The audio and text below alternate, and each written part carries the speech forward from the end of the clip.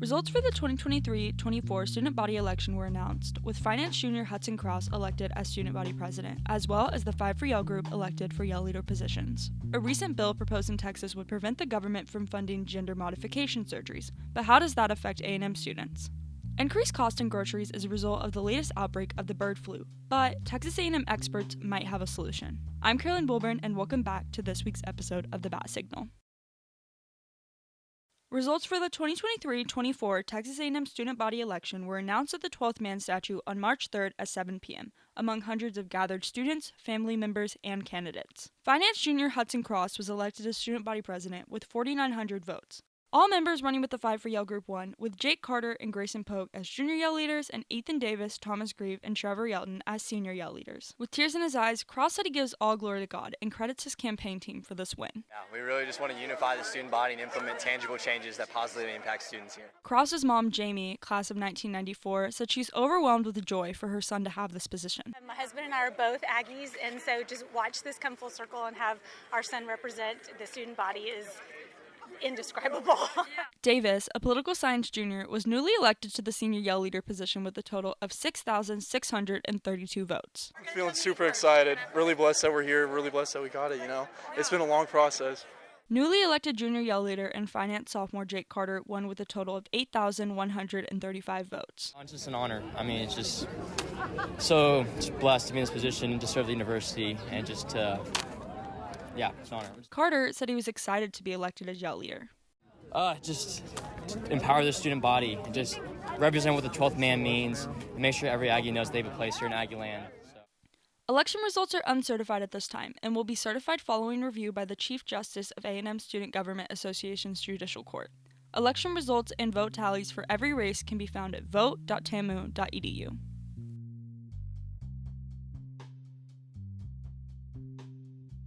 Florida and now Texas proposed bills that place restrictions on insurance regarding transgender treatment and procedures that would make hospitals liable for malpractice lawsuits. Here to tell us more is news editor Kenzie Finch. Kenzie, thank you so much for coming on. Yeah, thank you so much for having me.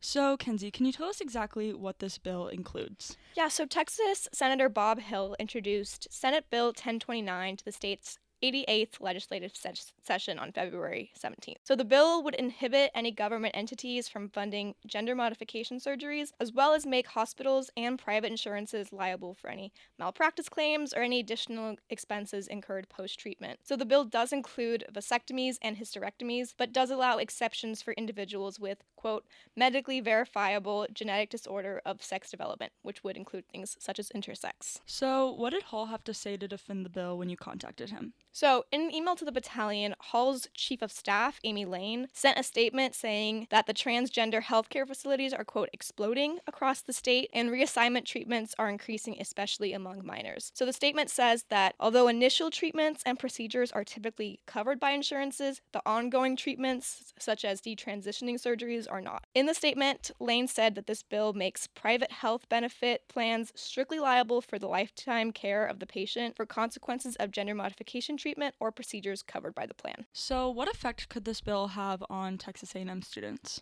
Applied math sophomore Mars Hartweg, a transgender man and associate officer for Transcend, which is an LGBTQ+ student organization on campus, said that if the bill is passed, people would be more emboldened to hate on the transgender community. Okay, and are there any students that are in support of this bill? So proponents of the bill, such as economics senior Rachel Sweeney, who is the president of Texas A&M Young Americans for Freedom, said this proposal was a step in the right direction for Texas by not allowing government fundings to go towards these treatments. She said it's a good bill and thinks it's definitely something that the government, including the state of Texas, shouldn't be funding. So I understand that the bill focuses on young children and minors. What does it say about adult transgender individuals? So, although the bill does reference minors, there is nothing that says it would apply exclusively to those under 18, but accounting sophomore Jacob Brewer said that even though he agreed with some aspects of the bill, it was overall too restrictive. He said his biggest issue was with the banning gender-affirming surgery for adults. And is this bill expected to pass? The bill is not guaranteed to pass because with thousands of bills proposed each legislative session, Brewer said he doesn't think it's likely for the bill to even make it to the voting stage. However, entomology sophomore Juniper Danielson, who is a transgender woman, said that this bill is just another example of notorious hate towards the transgender community who are just trying to live their lives and not be ostracized. All right, well, it sounds like there will be lots of updates regarding Bill 1029 in the future. Thank you so much for your time, Kenzie. Yeah, thanks for having me.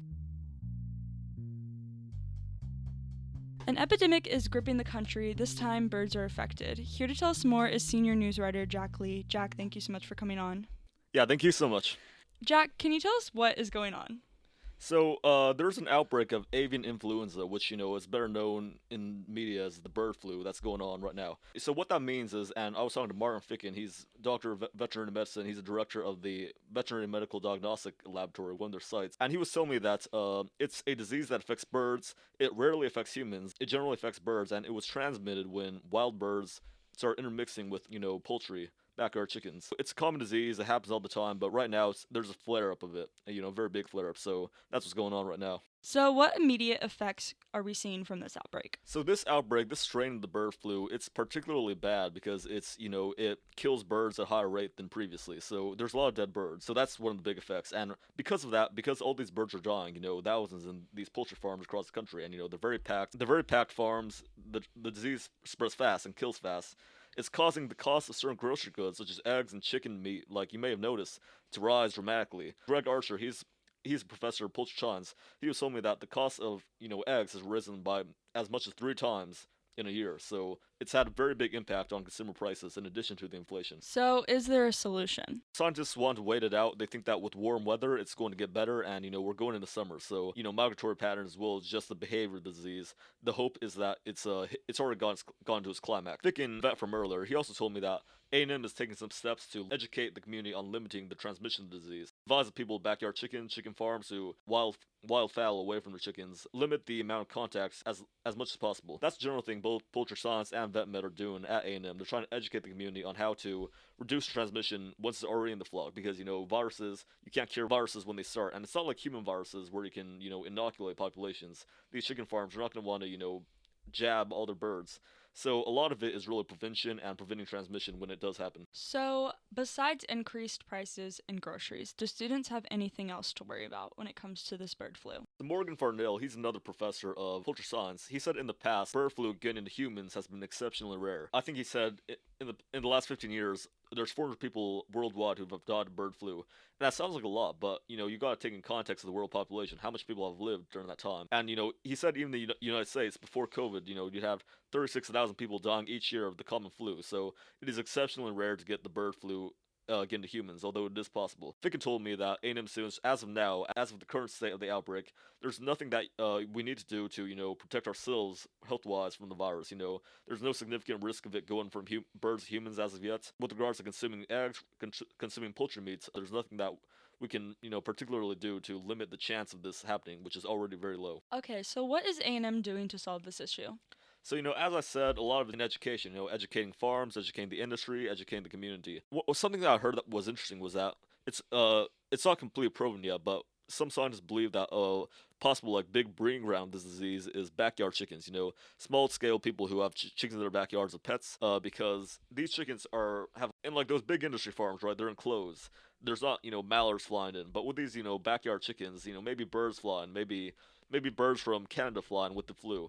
That's an idea that some people are looking into as a possible, way that this outbreak flares up, that it's actually being driven by these backyard chickens. That's something that the A&M community is trying to do a lot of education on to try to limit the transmission from wild birds to domestic animals.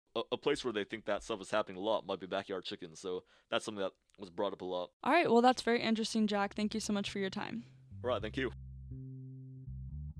For more information on all the stories featured in today's episode, visit our website at thebat.com or pick up a print edition on stands now. This week's contributors are Anna Renfro, Kenzie Finch, and Jack Lee. Make sure to check out previous episodes of the Batt Signal, Home Turf, and Calculated Culture, available wherever you get your podcasts.